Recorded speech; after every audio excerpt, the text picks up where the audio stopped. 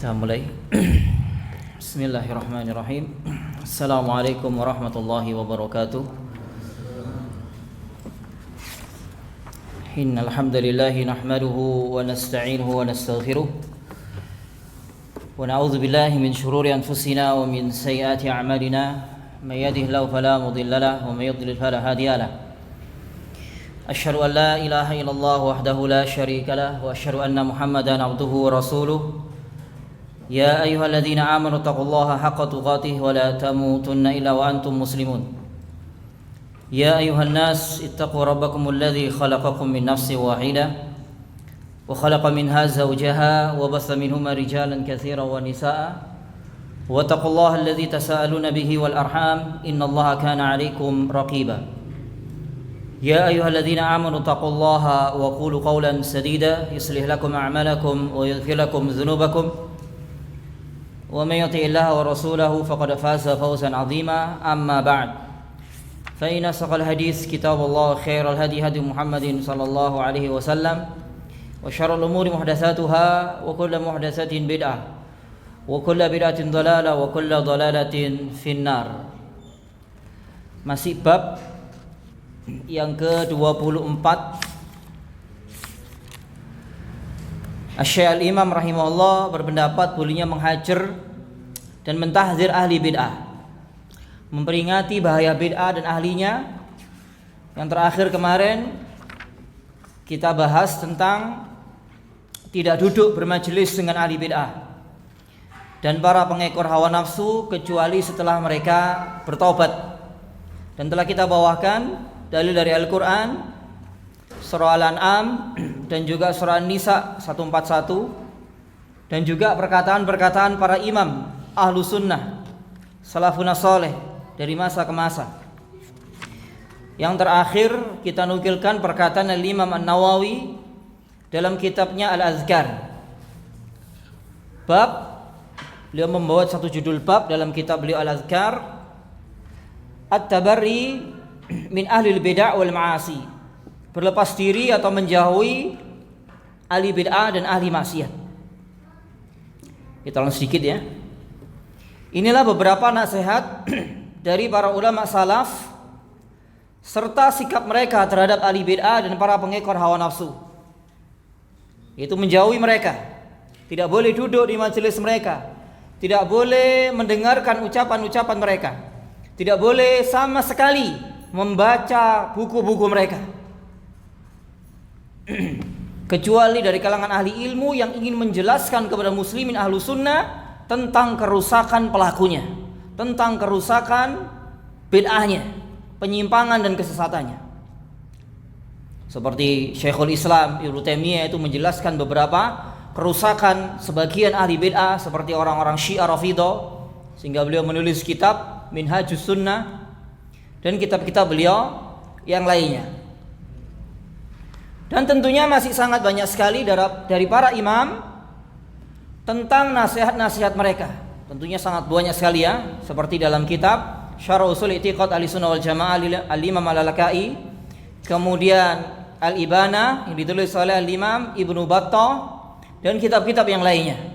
Sangat banyak sekali nasihat-nasihat mereka tentang bahayanya serta larangan Ahlus Sunnah duduk dengan ahli bid'ah, mendengarkan ucapan mereka. Kemudian sangat banyak sekali nasihat para imam dalam masalah ini, bahwa mereka para imam Ahlus Sunnah sangat menjauhi duduk dan mendengarkan perkataan-perkataan para pengekor hawa nafsu, termasuk melalui handphone ini ya, YouTube atau yang lainnya. Enggak boleh ini. Apalagi seperti kata Al-Imam Syaukani, seperti yang kemarin kita sampaikan, terlebih lagi orang yang belum mapan ilmunya. Sudah, jangan sok sudah. Ini akan menggores hati seorang muslim ahlus sunnah yang tadinya dia istiqamah di atas sunnah, itu bisa menyebabkan dia menyimpang kepada bid'ah. Masya Allah. Terus kemudian padahal mereka para imam ahlus sunnah ini adalah orang-orang yang sangat dalam ilmunya, orang-orang yang sangat takut terjerumus kepada kesesatan. Ilmu kita tidak seperti ilmu mereka. Kedalaman ilmu kita tidak seperti dalamnya ilmu mereka. Tapi mereka sangat menjauhi para pengekor hawa nafsu, tidak mau mendengar ucapan mereka. Mereka tutup telinga. Saya yang pergi atau kamu yang pergi? Nah begitu. Masya Allah. Kalau sebagian kita malah dicari sekarang ya, dengan mudah lagi. Pokoknya punya handphone, punya kuota, sudah.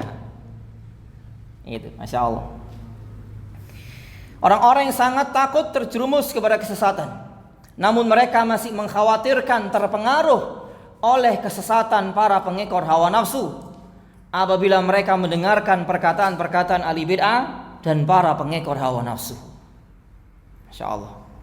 Ini para imam-imam kita, ahlu sunnah.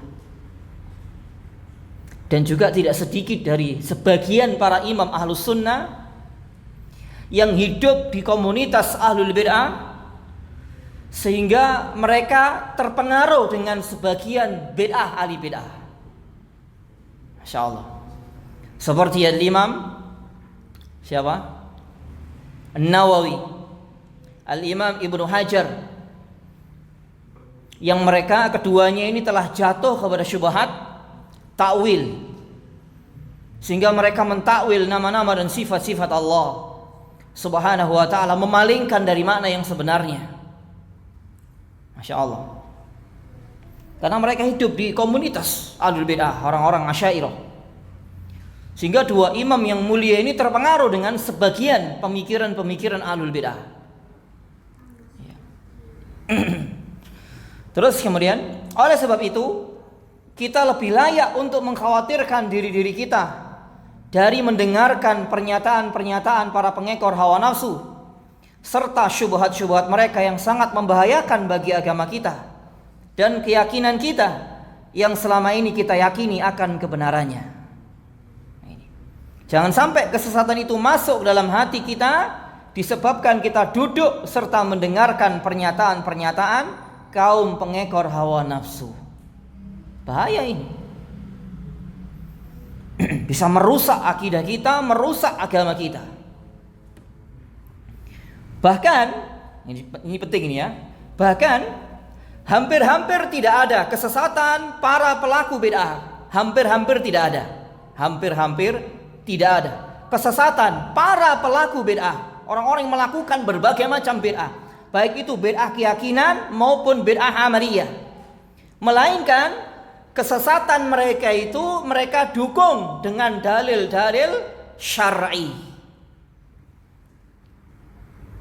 Kan tidak ada orang tokoh agama nyampaikan agama gak bawa Quran dan Sunnah, kan hampir-hampir tidak ada. Semua bawa Quran Sunnah.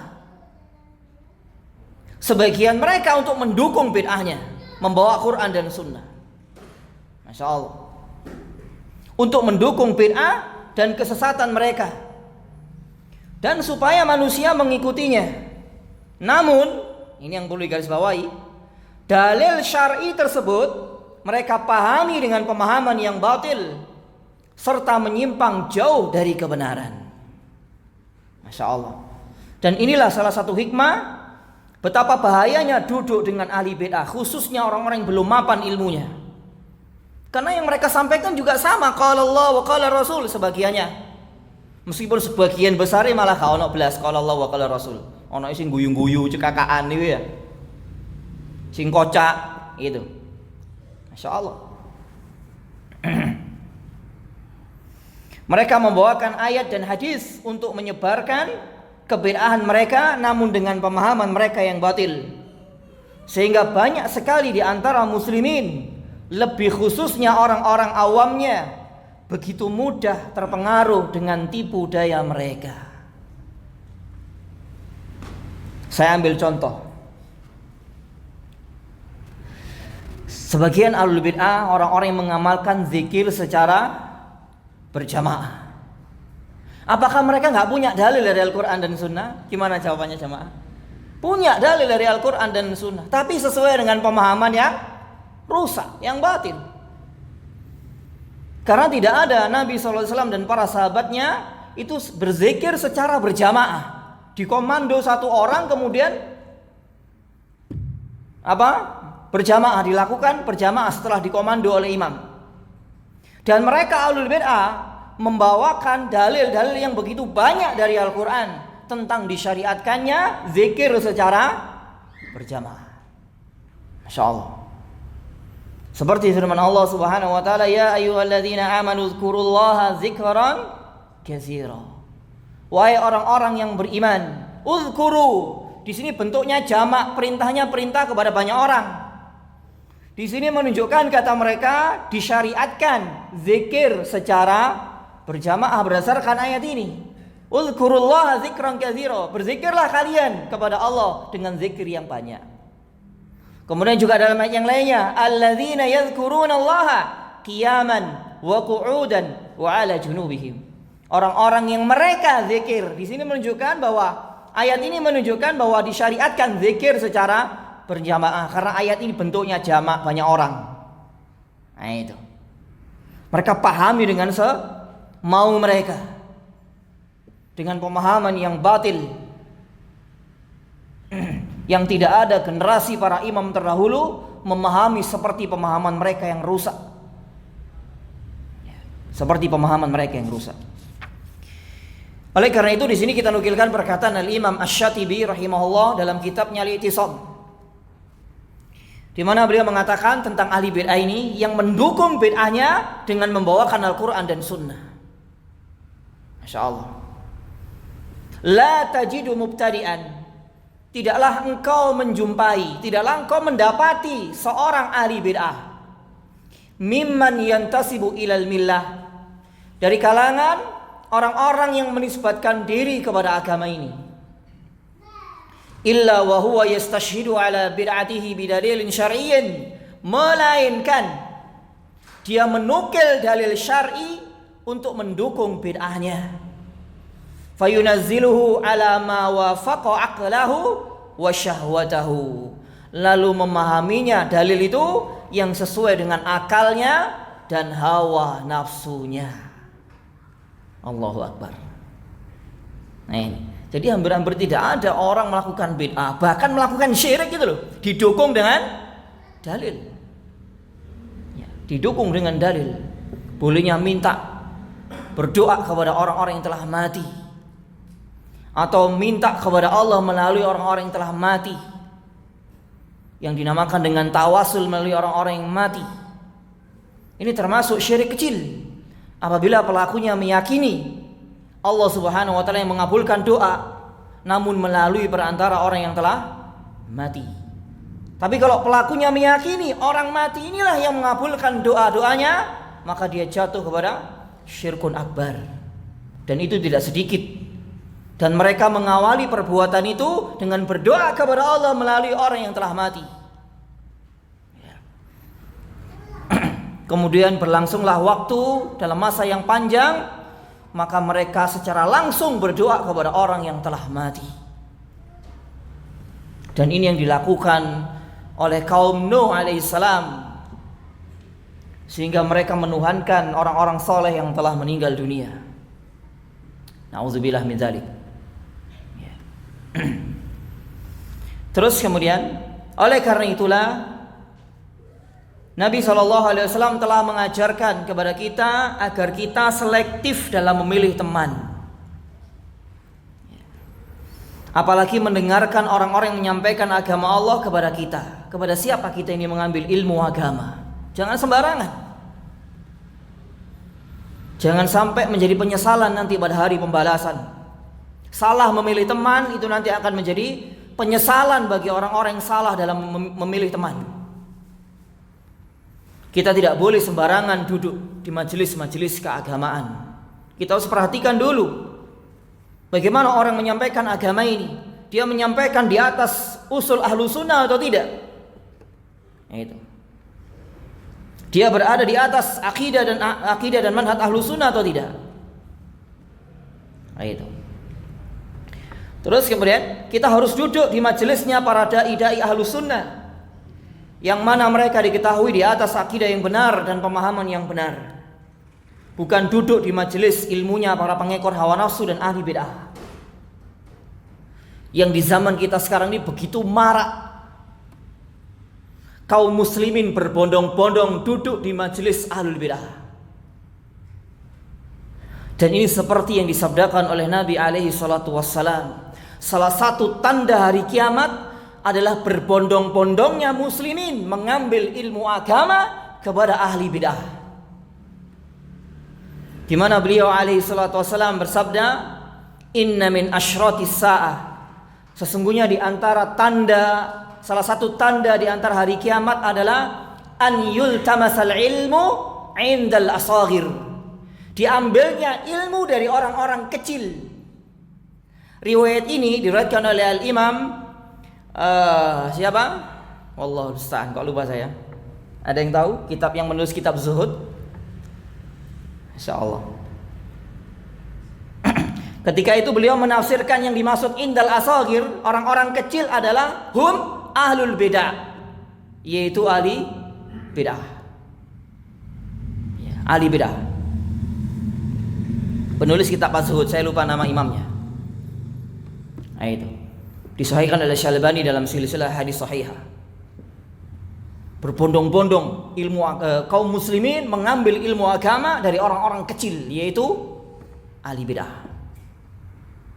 Jutaan muslimin berbondong-bondong menuju mereka untuk belajar ilmu agama, yang mana mereka dididik dengan bid'ah, dengan kesesatan dan penyimpangan. Terjadi di zaman kita? Terjadi atau tidak? Masya Allah. Ketika muslimin berbondong-bondong duduk di majelis ahli bid'ah, lalu mereka menjadi generasi penerus gurunya, maka mereka orang-orang di shaf yang terdepan dalam membela bid'ah dan ahlinya, serta memusuhi sunnah dan ahlinya. Masya Allah. Na'udzubillah min dzalik. Kita harus hati-hati. Jadi kita dilarang duduk di majelis ilmunya para pengekor hawa nafsu dan ahli bid'ah yang diketahui memiliki akidah yang menyimpang serta pemahaman yang menyimpang pula. Orang-orang yang memiliki akidah yang rusak. Salah satu usul di antara usul Ahlus Sunnah yang menyimpang. Ini hati-hati sudah.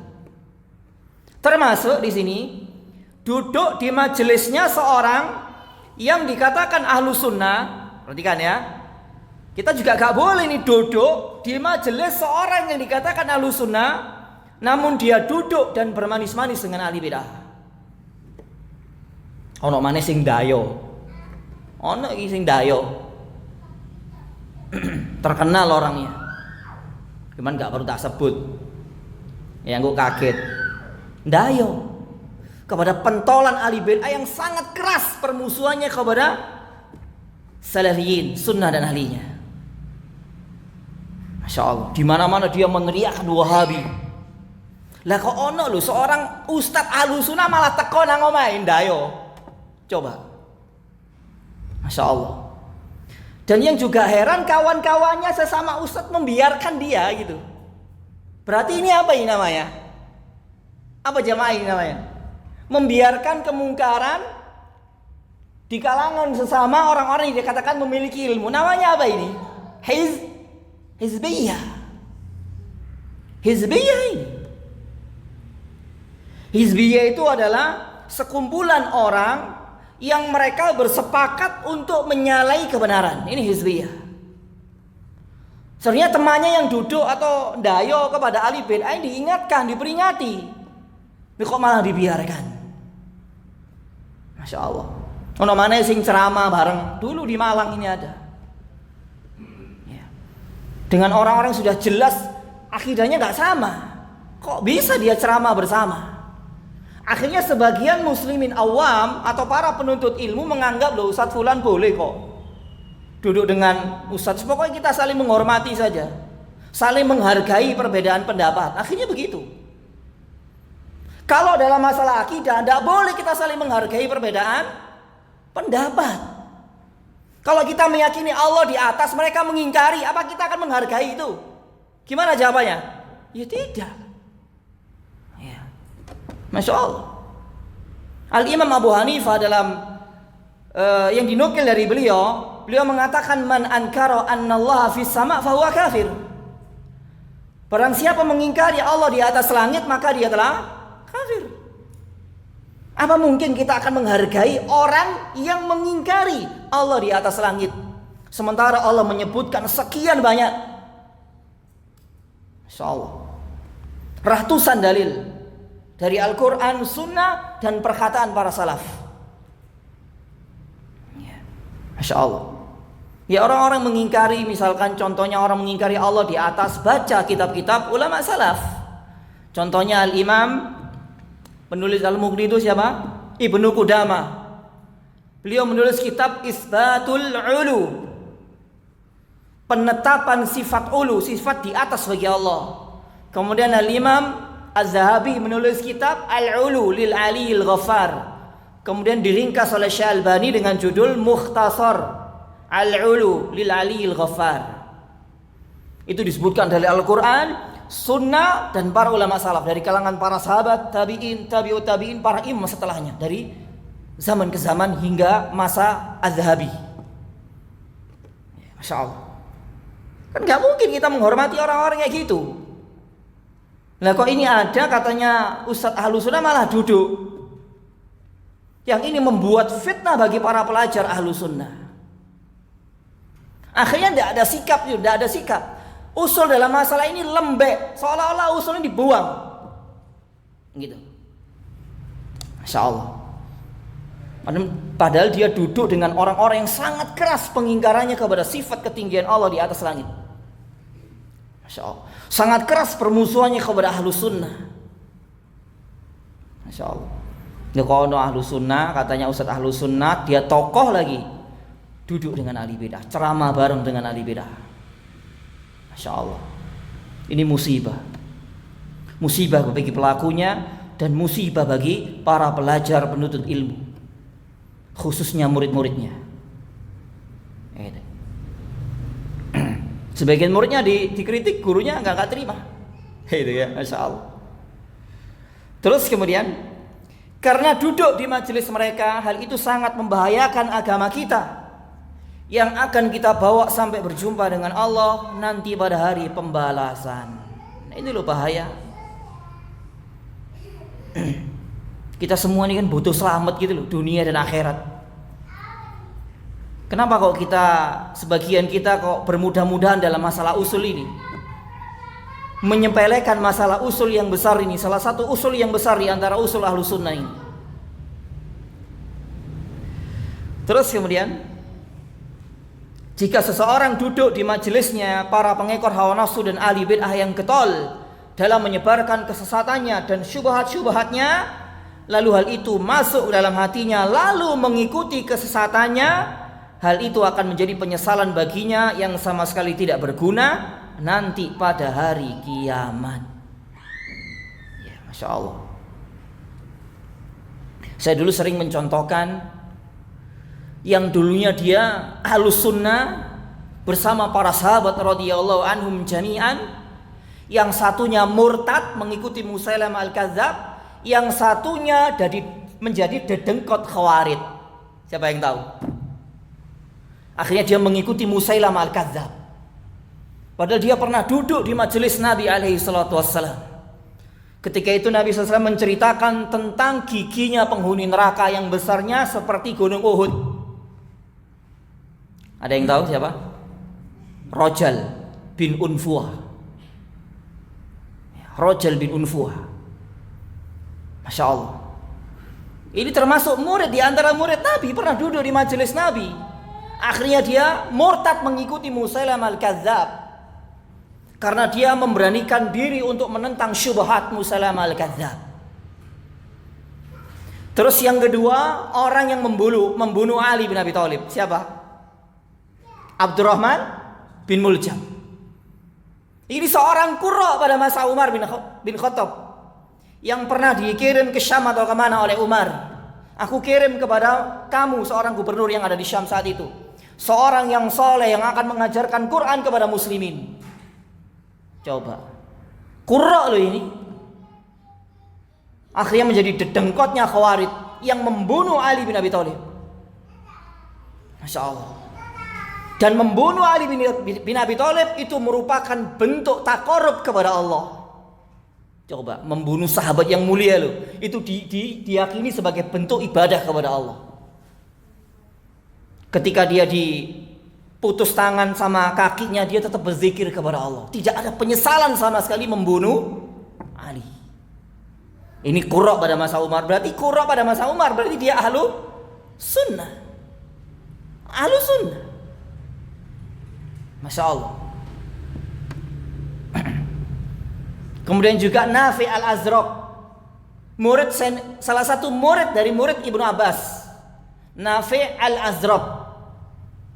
Ini orang-orang tambeng, suka membantah atau suka mendekat ahli bid'ah, duduk dengan ahli bid'ah. Sampai akhirnya terpengaruh dengan pemikiran orang Khawarij, Nafi al-Azraq ini. Maka muncul satu sekte sendiri dari Khawarij, namanya Khawarij Azariqah. Pemukanya Nafi ini al-Azraq. Masya Allah, ngeri, ya, sudah ngeri. Yang dulunya dia istiqomah di atas sunnah, di atas ahlu sunnah, di atas manhaj yang hak, karena terpengaruh disebabkan dia duduk bermudah-mudahan dengan ahli bid'ah, akhirnya terpengaruh dengan bid'ahnya ahli bid'ah, kerusakan ahli bid'ah, kesesatan ahli bid'ah. Masya Allah, menganggap sebuah penyimpangan, kerusakan, kesesatan itu merupakan bentuk ketaatan kepada Rabbul Alamin. Kan begitu ahli bid'ah ini. Kan begitu. Orang melakukan kesesatan dan penyimpangan dianggap itu sebagai bentuk ketaatan kepada Allah. Oleh karena itu mereka sangat sulit untuk taubat. Sangat sulit untuk taubat mereka itu. Karena mereka menganggap apa? Benar kebid'ahan dan kesesatan yang mereka yakini, yang mereka amalkan. Oleh karena itu sebagian salaf mengatakan bid'ah itu lebih dicintai iblis daripada maksiat. Orang maksiat dalam hati kecil setiap muslim ketika dia melakukan maksiat pasti dia akan merasa bersalah. Orang minum khamr misalkan, orang mencuri, orang membunuh, orang judi. Pasti setiap muslim yang memiliki keimanan dalam hatinya, dia akan merasa bersalah. Ini merupakan dosa yang saya lakukan ini. Membunuh, mencuri, makan riba misalkan. Dia akan merasa berdosa, bergemetar hatinya, jiwanya, karena melakukan dosa. Berbeda dengan para pelaku bid'ah. Mereka menganggap benar kebid'ahan yang mereka lakukan, yang mereka yakini. Bahkan mereka bela, mereka pertahankan seumur hidup mereka, sepanjang hayat mereka. Oleh karena itu sangat sulit untuk bertobat kepada Allah Subhanahu wa taala. Oleh karena itu bid'ah sangat dicintai oleh iblis, lebih dicintai oleh iblis daripada maksiat. Karena sangat sulit sekali pelakunya untuk diharapkan bertobat, kecuali orang-orang yang dirahmati oleh Allah Subhanahu wa taala dari sebagian kecil hamba-hambanya yang terjerumus kepada bid'ah kemudian tobat kembali kepada sunnah. Terus kemudian di sini kita nukilkan sabda Nabi SAW, ar-rajulu ala dini khalili. Seseorang itu tergantung agama temannya. Ini kita harus hati-hati nih milih teman. Apalagi milih kepada siapa kita mengambil ilmu agama. Falyandur ahadukum man yukhalil. Maka hendaknya memperhatikan salah seorang di antara kalian dengan siapa dia berteman dekat. Ini ya, Masya Allah. Ini kalau teman saja kita harus hati-hati, apalagi kepada siapa kita mengambil ilmu agama yang akan kita bawa sampai berjumpa berdiri di hadapan Allah Rabb semesta alam. Ya tentunya kita akan lebih selektif lagi. Kemudian dalam Al-Quran Allah juga mengkabarkan penyesalan orang-orang yang mereka salah di dalam memilih teman, dalam memilih teman dekat. Karena teman dekatnya telah menyesatkannya dari jalan Allah. Ini termasuk orang-orang yang salah dalam memilih kepada siapa dia mengambil ilmu agama. Akan menyesal mereka nanti pada hari pembalasan. Ternyata orang yang saya ambil ilmu agama darinya ternyata ngajarkan saya bid'ah, ngajarkan saya penyimpangan, ngajarkan saya syirik. Nah, ini. Ngajarkan saya untuk beribadah kepada kubur orang-orang mati. Kan tidak sedikit di zaman kita sekarang. Orang yang berpakaian islami, berpakaian sorban layaknya ulama, tapi ngajak muslimin untuk menyembah kubur. Ada apa tidak? Hai, lihat aja di YouTube itu banyak. Ketika aja orang ibadah di kuburan keluar banyak. Masya Allah. Mereka berpakaian seolah seorang ulama, seorang ahli ilmu, padahal orang-orang jahil yang tidak mengerti agama ini, agama yang hak dan mulia ini. Kaum muslimin diajak untuk mencium-cium kuburan, bertabaruk kepada kuburan, yang hakikatnya itu merupakan kesyirikan. Bisa syirik kecil, bisa syirik besar. Syirik kecil manakala pelakunya meyakini keberkahan datang dari Allah, namun kubur ini hanya sebab. Karena seseorang menjadikan suatu sebab yang tidak ada dalil syar'i, maka dia jatuh kepada kesyirikan. Namun jika pelakunya meyakini sebab itulah yang mendatangkan keberkahan, bukan Allah, maka jatuh syirkun akbar. Dan itu tidak sedikit orang meyakini kuburan itulah yang mendatangkan keberkahan. Jatuh syirkun akbar. Insyaallah. Dilus-elus, dicium-cium. Ya. Diadakan ibadah di mana? Di atas kuburan. Padahal ini perbuatan yang terlaknat. Sebagaimana sabda Nabi SAW, "La'natullahi 'alal yahud wan nasara." Allah melaknat Yahudi dan Nasrani, ittakhadhu qubur anbiya'ihim masajid. Di mana mereka Yahudi dan Nasrani menjadikan kubur-kubur nabi-nabi mereka, dalam redaksi yang lain salihihim, orang-orang saleh di antara mereka, sebagai tempat ibadah. Masya Allah. Banyak muslimin berbondong-bondong diajak untuk melakukan peribadatan di atas kubur orang-orang saleh. Iku pun kadang yo lek bener di kubur iku wong soleh, kadang jarine ana kuburane sing kosong, sing diada-adakan. Iya atau tidak ini? Ada.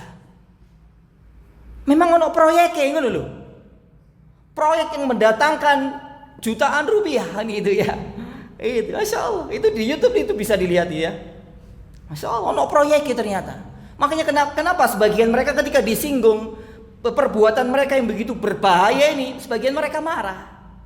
Ya karena nanti proyeknya bisa hilang. Hilang proyeknya wis atusan juta ya. Ya sekali orang datang tuh berapa puluh ribu orang. Terus ono kota amale. Digawe wong situ nyemplungno 10.000, ku berapa ribu orang? Puluh ribu orang, bahkan ratus ribu orang. Masya Allah. Dan itu dijadikan apa? Kegiatan atau perbuatan yang rutin. Iya atau tidak? Iya. Yang mereka namakan dengan apa? Haul. Masya Allah. Sekiranya perbuatan itu baik, tentunya Nabi dan para sahabatnya mendahului kita melakukannya. Masya Allah. Kalau para sahabat tidak pernah melakukan itu, sudah kita jangan melakukan. Meskipun banyak manusia melakukannya. Masya Allah. Ketika terjadi musim kering pada masa Umar bin Khattab radhiyallahu taala anhu, musim yang sulit, musim kering, tidak kunjung turun hujan. Para sahabat tidak berbondong-bondong mendatangi makam Nabi, tidak. Tapi para sahabat diwakili oleh Umar mendatangi siapa? Orang soleh, Abbas bin Abdul Muthalib. Bertawasul kepada Abbas, seorang yang saleh, agar dia berdoa kepada Allah agar Allah menurunkan hujan. Seandainya mendatangi kubur, bersimpuh di atas kubur, berdoa kepada Allah melalui orang mati itu baik, tentunya para sahabat mendahului kita melakukannya. Kalau para sahabat tidak melakukan, maka itu merupakan bid'ah dan kesesatan dalam agama. Sudah jangan ragu. Itu. Tapi itu yang melakukan banyak orang, bahkan tokoh agama. Yang kita ikuti tokoh agama banyak orang atau para sahabat, kan begitu pertanyaannya. Itu. Yang kita ikuti para sahabat. Ahlul jannah semuanya para sahabat ini. Penghuni surga semua. Ketika masih hidup saja mereka sudah dinyatakan sebagai penghuni surga. Itu yang kita ikuti, jalan jejak mereka dalam beragama yang kita ikuti. Jejak mereka dalam beragama yang kita ikuti. Nah, begitu. Masya Allah. Terus di sini kita bacakan firman Allah, wa yauma ya'addu adh-dhalimu 'ala yadayhi yaqulu ya laitani ittakhadhu ma'ar rasuli sabila. Dan ingatlah hari ketika itu orang-orang zalim menggigit dua tangannya. Itu masukkan jari-jarinya. Seraya berkata, aduhai kiranya dulu aku mengambil jalan bersama-sama Rasul. Ya wailata laitani lam attakhidh fulanan khalila. Kecelakaan besar bagiku, kiranya aku dulu tidak menjadikan si fulan itu teman akrabku. Kiranya dulu aku tidak menjadikan si fulan sebagai orang-orang yang mengajarkan agama Allah kepadaku. Ternyata dia mengajarkan syirik, mengajarkan bid'ah. Menyesal nanti. Nanti akan berjuta-juta manusia menyesal pada hari pembalasan ini. Seperti yang Allah Ta'ala kabarkan dalam kitabnya ini. Karena kenyataan zaman kita sekarang seperti itu. Laqad adallani 'ani dzikri ba'da ija'ani. Sungguh dia telah menyesatkanku dari Al-Qur'an ketika Al-Qur'an itu datang kepadaku. Wa kana syaitanu lil insani khazula. Dan adalah syaitan itu tidak mau menolong manusia. Insyaallah. Menyesal mereka nanti. Semua bentuk pertemanan jamaah sekalian rahimani rahimakumullah, semua bentuk pertemanan di dunia ini, udah pertemanan bentuk apapun sudah, nanti pada hari kiamat semuanya akan menjadi musuh. Antara yang satu dengan yang lainnya akan saling menjadi musuh, kecuali orang-orang yang bertakwa. Sebagaimana Allah kabarkan dalam kitabnya, surat apa itu? Az-Zukhruf atau ya Az-Zukhruf, al-akhillau yawma idzin ba'duhum li ba'din aduwwun illal muttaqin. Pertemanan pada hari itu, yaitu pada hari kiamat, sebagian mereka terhadap sebagian yang lain akan menjadi musuh, kecuali orang-orang yang bertakwa. Orang mukmin, orang istiqamah di atas Islam, di atas sunnah, di atas tauhid. Ini yang pertemanan mereka akan abadi sampai dalam surganya Allah. Seperti pertemanan Rasulullah SAW dan para sahabatnya, abadi sampai ke dalam surganya. Adapun pertemanan-pertemanan yang lainnya itu akan menjadi musuh antara yang satu dengan yang lainnya. Apalagi pertemanan ahlul bid'ah, ahli syirik. Meskipun di dunia mereka saling bahu-membahu, tolong-menolong dalam perbuatan bid'ah mereka, syirik mereka, nanti pada hari kiamat semua mereka itu akan saling menjadi musuh antara yang satu dengan yang lainnya. Masya Allah. Bahkan mereka nanti akan saling apa? Saling laknat, saling caci, saling menghina, bertengkar di hadapan Allah. Kan banyak ayat seperti ini ya. Allah menyebutkan mereka akan bertengkar di hadapan Allah. Masya Allah. Dzalika la haqqun takhasumu ahlin nar. Itulah hari yang benar, yang nanti penghuni neraka akan bertengkar. Wah, kere-keran kok ya. Begitu. Us ilo-iloan lah mungkin bahasa Malang ya. Masya Allah. Orang yang menyesatkan tidak bertanggung jawab terhadap orang yang disesatkan. Jangan kamu mencela aku, cela diri kamu, salahmu kon melo aku, begitu loh kalau bahasa Malang. Ketika nanti syaitan juga berpidato di hadapan manusia pada hari kiamat. Ini Allah kabarkan dalam surat apa ini? Surat Ibrahim ya. Surat Ibrahim. Jadi ketika pada hari kiamat nanti syaitan berpidato di neraka ini. Ya, pidato setan. Tapi setan sih pidato ya. Masya Allah. Ini. Wa qala syaitan. Surat Ibrahim ayat yang ke 24 kalau tidak salah ya. Oh 22. Wa qala syaitanu lamma qudiyal amr. Dan setan berkata tatkala diputuskan perkara. Setelah diputuskan perkara. Setelah masuk, penghuni surga masuk surga, penghuni neraka masuk neraka. Setan mengatakan ini, innallaha wa'adakum wa'dal haqqi. Sesungguhnya Allah itu menjanjikan kepada kalian janji yang benar melalui para rasul itu benar. Wa wa'adtukum fa akhlaftukum. Sementara aku setan menjanjikan kepada kalian lalu aku menyelisih kalian, gak benar janjiku itu. Itu hanya angan-angan kosong. Wa ma kana li 'alaikum min sultan illa an da'autukum fastajabtum li. Dan aku tidak memiliki kekuasaan atas kalian kecuali aku hanya mengajak kalian, hanya membisikkan ke dalam dada-dada kalian untuk mengikuti ajakanku, syirik, bid'ah dan penyimpangan. Fastajabtum li, lalu kalian mengijabahi ajakanku. Lalu kata setan, fala talumuni walumu anfusakum. Jangan kalian cela aku, cela diri kamu sendiri. Gitu loh. Lihat tak tambahi kok bahlul. Nah gitu ya. Masyaallah. Itu ma ana bimusrikhikum wa ma antum bimusrikhi. Aku tidak dapat menolong kalian. Kalian dan aku pun dan kalian pun tidak dapat menolong aku. Masyaallah. Sama-sama diazab ini nanti. Inni kafartu bima asyraktumuni min qabl. Sesungguhnya aku dulu mengingkari terhadap perbuatan syirik yang kalian kerjakan. Innadz zalimina lahum adzabun alim. Sesungguhnya orang-orang zalim bagi mereka siksa yang pedih. Ini perbincangan syaitan dengan para pengikutnya. Ayat-ayat yang semisal ini terdapat banyak sekali dalam Al-Quran.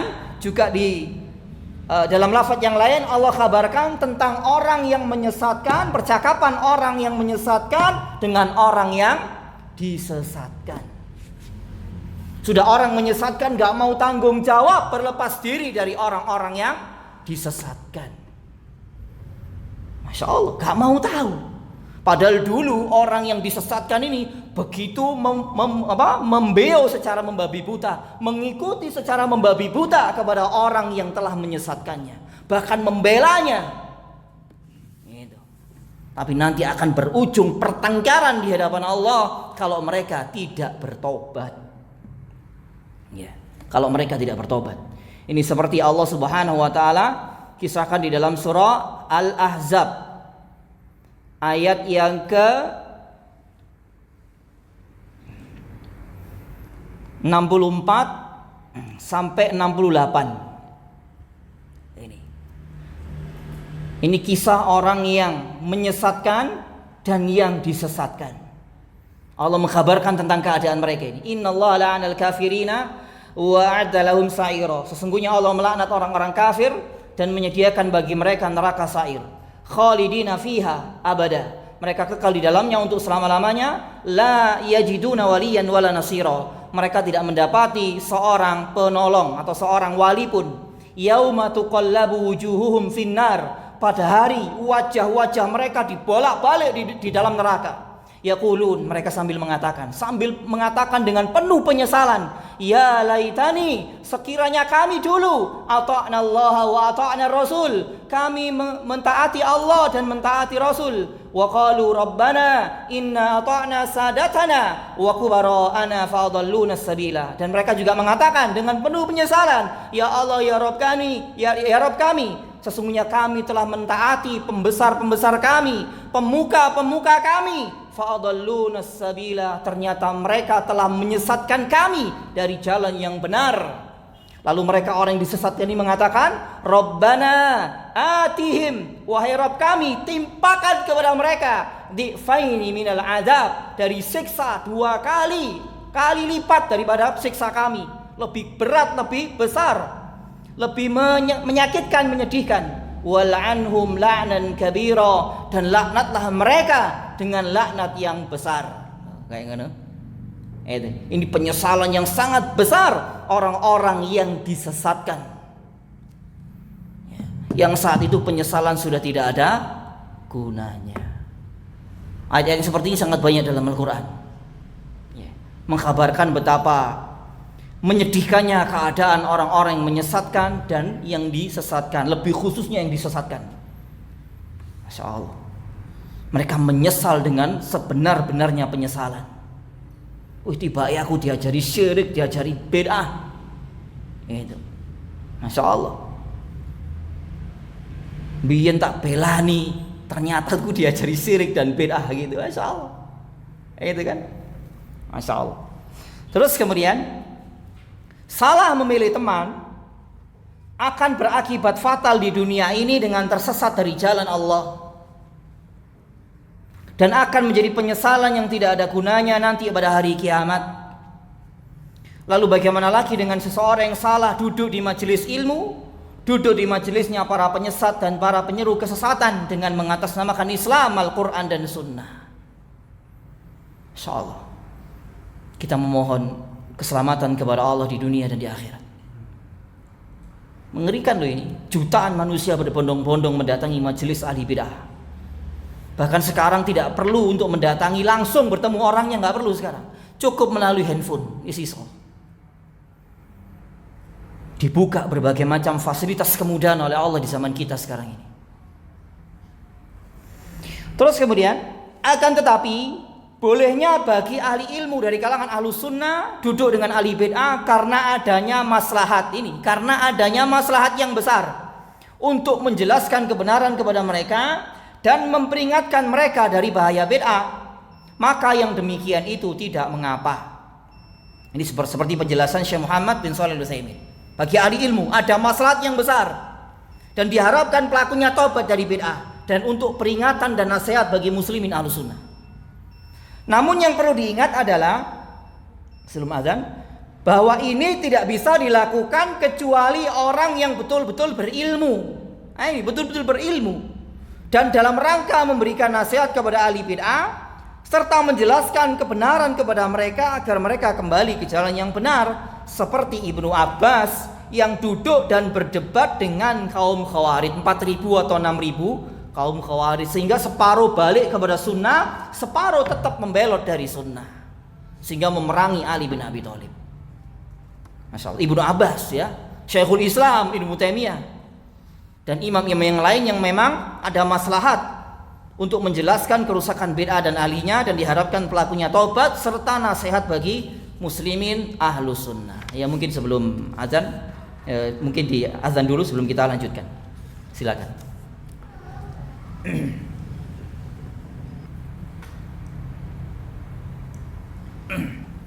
Kita lanjutkan sedikit. Kita sebutkan beberapa kerusakan ya yang ditimbulkan disebabkan duduk bermajelis dengan pengekor hawa nafsu dan ahli bid'ah. Di sini kita sebutkan ada 5 dari buku Mauqif Ahli Sunnah yang ditulis oleh Syekh Ibrahim Ar-Ruhaili. Yang pertama di antara kerusakannya disebabkan duduk dengan ahli bid'ah adalah bahwa duduk dengan mereka, ahli bid'ah, merupakan bahaya yang sangat besar, karena syubhat-syubhat mereka akan masuk kepadanya sementara dia tidak dapat menolaknya. Ini bagi orang-orang yang belum mapan ilmunya tentang syariat ini. Sudah jangan menyepelekan masalah ini. Ya. Kalau sudah syubhat masuk dalam hati seseorang akan sulit untuk menolaknya, akan sulit untuk disembuhkan. Dan itu akan bisa menyebabkan dia akan meyakini kebatilan sepanjang hidupnya. Yang kedua, bahwa duduk dengan ahli bid'ah adalah perkara yang menyelisih perintah Allah agar meninggalkan duduk dengan mereka. Fala taq'udu ma'hum. Surah Al-An'am dan juga surah An-Nisa. Duduk dengan ahli bid'ah berarti menyelisih perintah Allah, karena Allah melarang fala taq'udu ma'hum. Jangan kalian duduk bersama mereka. Dan hal itu juga merupakan penentangan kepada Rasulullah SAW, di mana beliau melarang duduk dengan mereka. Ini.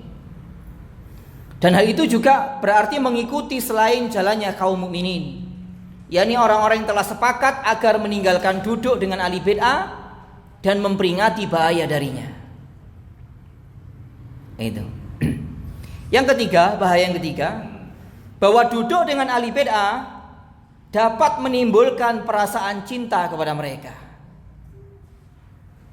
Akhirnya sungkan ketika ahli bid'ah itu, ketika dia duduk dengan ahli bid'ah, seorang ahlus sunnah sungkan untuk menjelaskan apanya? Kesesatannya.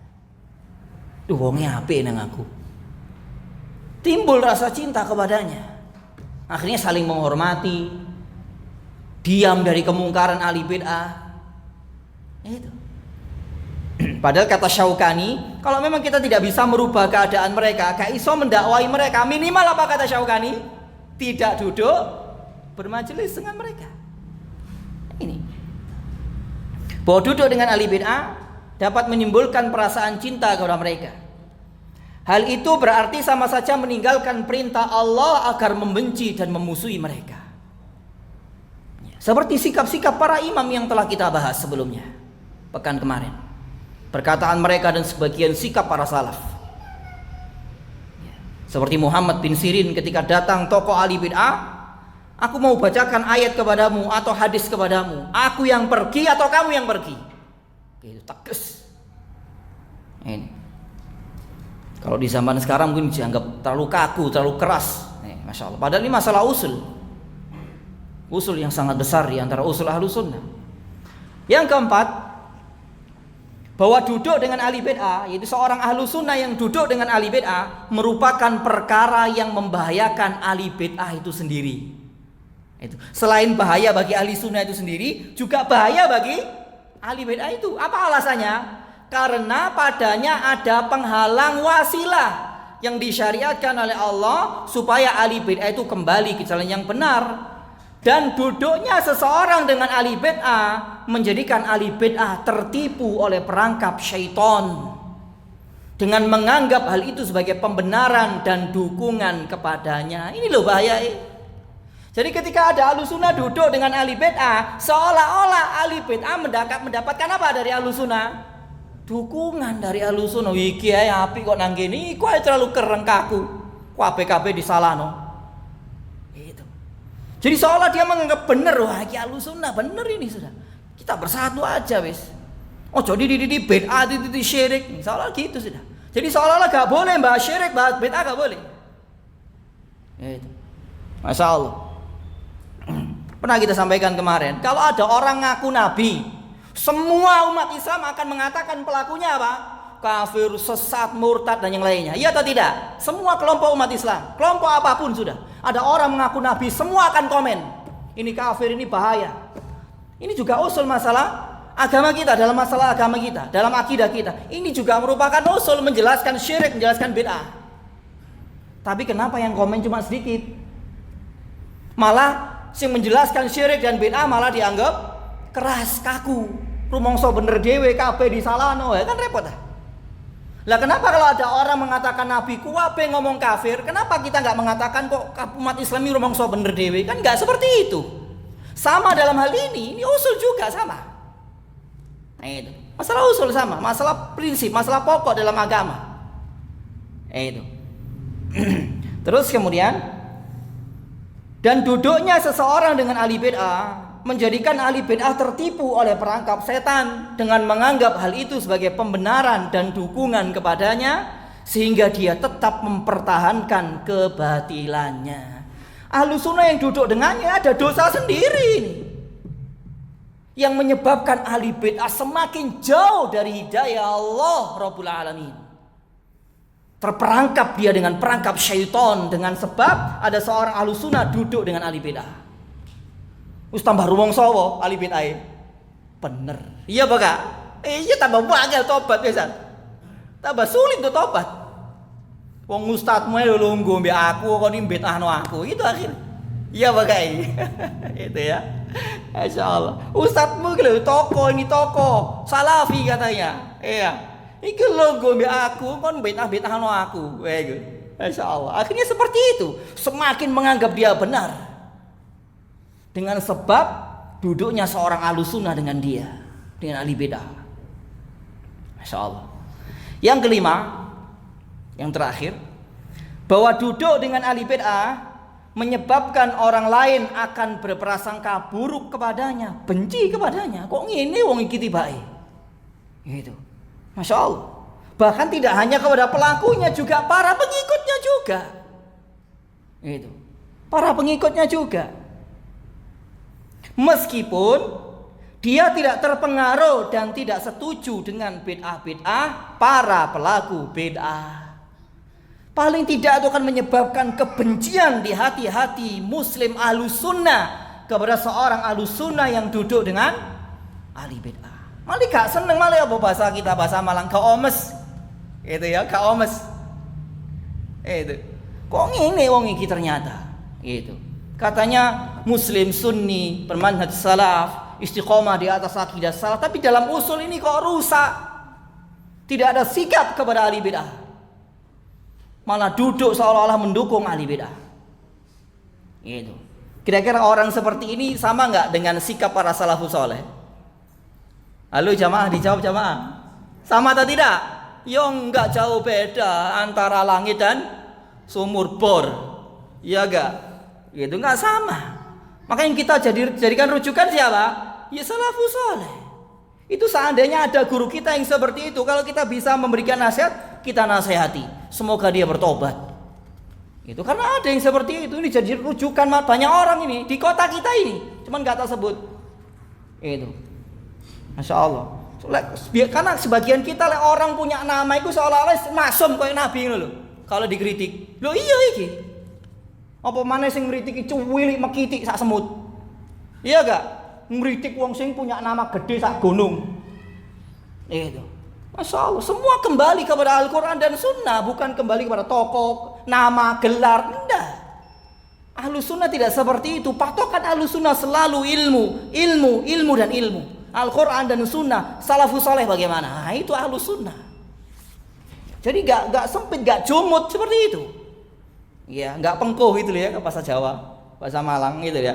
Wallahu taala alam bisawab. Mungkin ini yang bisa kita bahas. Telah selesai bab yang ke-24 tentang masalah ini. Insyaallah kita lanjutkan pertemuan berikutnya bab yang ke-25 tentang perkara bid'ah. Semoga bermanfaat, kurang lebihnya saya mohon maaf. Semoga menjadi ilmu yang bermanfaat, menjadikan kita semua istiqomah di atas Islam, di atas tauhid, di atas sunnah, di atas manhaj para sahabat, dan semoga Allah menutup usia kita masing-masing dengan husnul khatimah. Kita akhiri dengan doa kafaratul majelis. Subhanakallahumma wa bihamdika asyhadu an la ilaha illa anta astaghfiruka wa atubu ilaik. Assalamualaikum warahmatullahi wabarakatuh.